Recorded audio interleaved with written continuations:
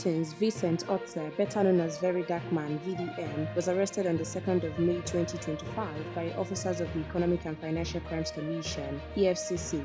His lawyer, NaijaNews, has now taken to social media to appreciate those who have spoken out about the situation. VDM was taken into custody at a GT Bank branch in Abuja while he was there with his mother to report a problem with her account. After the arrest, fans of VDM, also called the Rattel Gang, protested outside the bank, demanding his release. Naija, VDM's lawyer and a popular human rights activist, wrote a message on X, formerly known as Twitter, thanking well-known Nigerians who supported VDM, and this includes Peter Obi, Omoyele Sowore, and music star Davido.